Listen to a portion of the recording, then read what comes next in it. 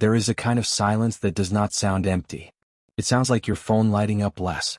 Like conversations turning colder without explanation. Like someone who once leaned into you now speaking as if they are standing behind glass. It sounds like you replaying the last message, the last look, the last moment they felt close, trying to find the exact second it all changed. And maybe what hurts most is not the distance. It is the confusion. Because when an avoidant pulls away, they rarely leave in a way that makes sense. They do not always slam doors. They do not always say, "I'm done." Sometimes they fade. Sometimes they harden. Sometimes they go strangely calm, like someone shutting windows before a storm. And you are left standing in emotional wreckage, holding memories that still feel warm, trying to understand how someone can care, and still disappear. That is the wound people do not talk about enough. The pain of being important to someone who could not tolerate the weight of feeling. Because that is what this often is. Not a lack of emotion. Not the absence of care. But the inability to stay regulated in the presence of deep attachment. The moment love stops feeling light and starts feeling real, their nervous system can begin to read intimacy as danger. Not because you became too much, but because closeness touched something old, something buried, something their body learned long ago to escape before it could be trapped, consumed, disappointed, or exposed. And here is the brutal truth. The more you try to prove that you are safe when they are in that state, the more they may feel the urge to run. Not because your love is wrong. Because desperation, even gentle desperation, puts pressure on a system already overwhelmed. Your explanations, your long messages, your attempts to fix, soothe, clarify, rescue, understand, it can all land inside them like emotional noise. And while you are trying to save the bond, they are trying to survive the intensity of it. This is where so many people lose themselves. They think, if I just love better, communicate better, stay softer, be more patient, ask in the right way, then maybe they'll come back. But what they do not see is that the chase often feeds the very dynamic that makes them disappear. Every pursuit confirms that the emotional center of gravity still belongs to them. Every anxious reach says, "You are still where I place my worth." And an avoidant, especially one who is dysregulated, often does not feel the full impact of your value while you are still offering it unconditionally. That is the part that stinks. People often think avoidants are cold because they do not feel enough. But many avoidants are not empty. They are flooded. Their detachment is often not the absence of emotion. It is emotion compressed so tightly that it can only come out as numbness, irritation, withdrawal, or delay. When emotional closeness increases, the amygdala, the part of the brain scanning for threat, can light up before logic has a chance to speak. Cortisol rises. The body shifts into stress. Their heart may not say, "I don't care." Their nervous system says, "This is too much. Back away." And that changes everything.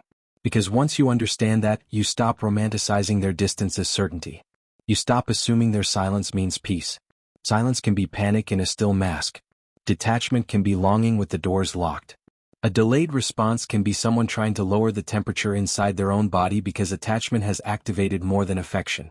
It has activated memory, fear, vulnerability, dependence, the terrifying possibility of needing someone. That is why an avoidant can miss you and avoid you at the same time. Care about you and resent your closeness at the same time. Think about you constantly and still refuse to reach out. Contradiction lives there. And if you have ever loved someone like that, you know how crazy making it can be. Because you can feel the emotional undercurrent. You can sense that something in them is real. But reality alone is not enough. Feelings do not create capacity. Love does not automatically create emotional availability. And potential does not hold a relationship together when one person keeps using distance to regulate what intimacy brings up. So what happens when an avoidant loses their emotional safe place? Not their convenience. Not their backup plan. Not the person who begged and stayed and absorbed every inconsistency. Their emotional safe place. The person whose presence softened their edges without demanding they perform. The person whose nervous system became a kind of shelter. The person who gave warmth without humiliation, understanding without control, loyalty without noise. The person they learned, often quietly, to exhale around. That loss does not hit them the way you think it does. Not always immediately. At first there may be relief, space, a false sense of freedom. Their body gets what it was craving in the short term. Less stimulation, less expectation, less emotional confrontation. The pressure drops. The phone is quiet. The mirror of your love is gone, and with it the discomfort of being seen too clearly. They may seem fine, even lighter. even distant enough to make you question whether any of it mattered. But nervous systems are strange. What feels like relief in the first chapter can become emptiness in the next. Because once the stimulus of closeness is gone, another reality emerges. The absence of your steadiness. The missing rhythm of your care. The small emotional permissions your presence gave them without them even realizing it. The place they used to go internally when the world felt too sharp. The person who absorbed their inconsistencies and still saw something human beneath them. And slowly the body notices. Not in one cinematic moment. In fragments. A quiet night that feels too quiet. A win they want to mention to you and suddenly cannot. A hard day with nowhere safe to emotionally land. A memory that arrives uninvited. Your name in their head while they are driving. A moment of almost texting. An ache they try to bury under work, dopamine hits, distractions, new faces, shallow conversations, routines that numb but do not nourish. Because the truth is, emotional safety is not easily replaced. Attention can be replaced. Validation can be replaced. Distraction can be replaced. But the person who felt like relief to a dysregulated heart? That is rare. And when that kind of presence is gone, the avoidant does not just lose you. They lose access to a version of themselves that only came out around you. The softer voice. The hidden tenderness. The unguarded laugh. The little moments of dependency they hated admitting but secretly cherished. The part of them that almost believed closeness could be safe. That is why the loss can start haunting them after the separation, not before it. And this is where one core truth changes the entire dynamic. Silence. Not performative silence. Not manipulative silence. Not silence used as bait. Sacred silence. The kind that is no longer trying to force understanding. The kind that withdraws your energy from the cycle. The kind that says, I will not stand outside your locked door proving my worth to someone hiding from their own feelings. The kind that lets absence become real. Because as long as you keep filling the space, they do not have to feel the shape of losing you. As long as you keep reaching, they stay buffered from consequence. As long as your voice is always available, your value remains abstract. But when your energy truly leaves, not in anger, not in performance, but in self-respect, something shifts. The emotional environment changes. The nervous system that kept escaping now has nothing to push against. And in that stillness, the truth can finally begin to echo. This is when the avoidant often starts feeling what they could not feel in the middle of your presence. The missing. The wondering. The regret. The delayed impact of your absence. They may start checking your page. Rereading old messages.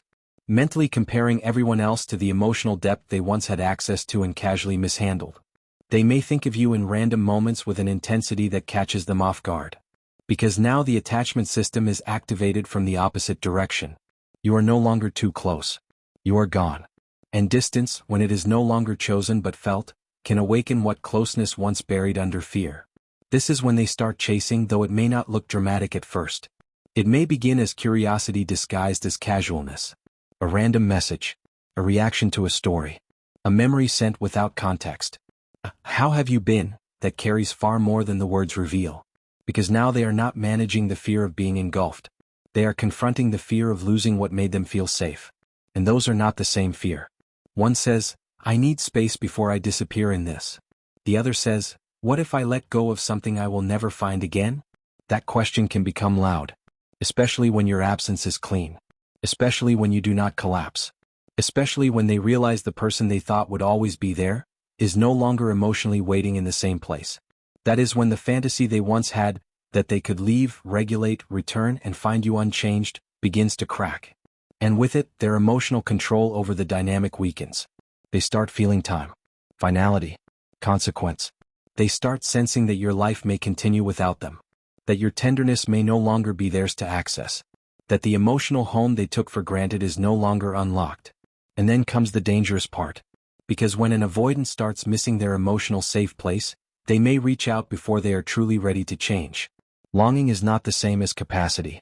Missing you is not the same as being able to hold you well. Obsessing is not the same as healing. People can feel the loss deeply and still recreate the same wound if they have not faced the pattern inside themselves.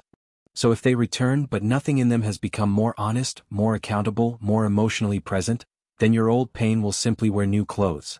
This is why breaking the pattern matters more than being wanted. Let that sink in.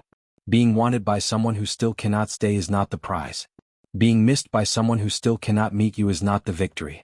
The real shift happens when you stop measuring your worth by whether they finally realize your value.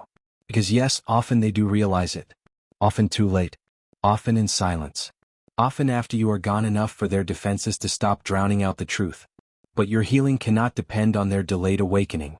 Your healing begins the moment you understand that your role was never to regulate someone into loving you correctly. You were not born to become a nervous system for someone unwilling to tend to their own. You were not meant to abandon yourself just because someone else's fear made your love feel inconvenient. And maybe this is the hardest truth of all. Sometimes the reason they lose their emotional safe place is because the safe place finally chooses itself. Finally stops translating mixed signals into hope. Finally stops calling inconsistency complexity. Finally stops turning emotional starvation into a spiritual lesson.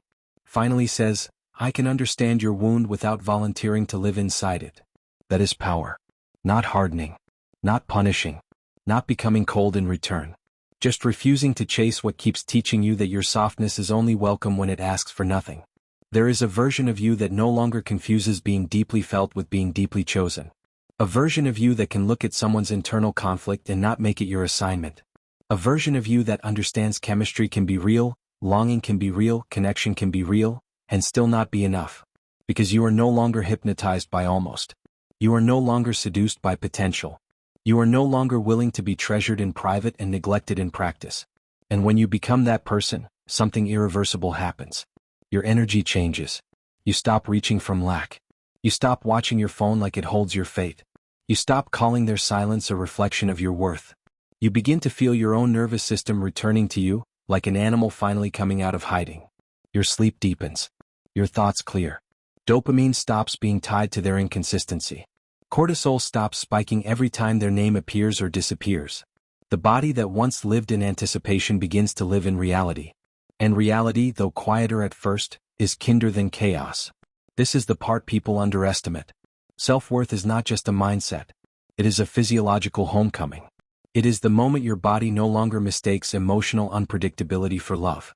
It is the moment peace stops feeling boring and starts feeling sacred.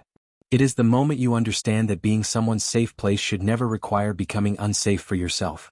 And if they do come back, if they feel the loss, if the silence finally speaks, if the memory of you starts pressing against every wall they built, then let them come back to someone transformed. Not waiting in the ashes.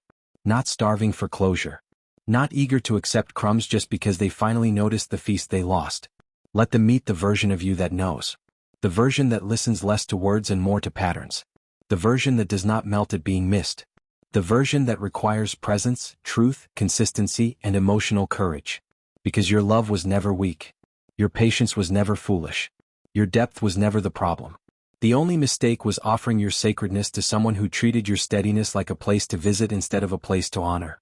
So if you are in that silence now, if you are aching, spiraling, wondering whether they care, whether they remember, whether losing you will ever hit them, breathe. It often does. But that is not the deepest truth. The deepest truth is that this was never only about whether they would feel your absence. It was about whether you would finally feel your own presence. Whether you would stop abandoning yourself to remain emotionally available to someone emotionally absent. Whether you would stop shrinking your needs to fit inside another person's fear. Whether you would finally become the safe place you kept trying to be for them. That is the real turning point. Because when you become that for yourself, the game ends. The chasing ends. The bargaining ends. The waiting room inside your heart closes. And suddenly, whether they come back or not is no longer the question that runs your life. The question becomes, who am I now that I remember my value? Who am I now that I no longer beg to be handled gently? Who am I now that I understand being loved should not feel like emotional survival? That version of you is quiet, but not empty, soft, but unshakable, open, but no longer available for confusion. And when an avoidant loses their emotional safe place, they may finally understand what you were. But when you stop losing yourself, you finally understand what you are. Not a lesson. Not a placeholder. Not a rehab center for wounded hearts. A force. A standard. A home that cannot be entered carelessly again.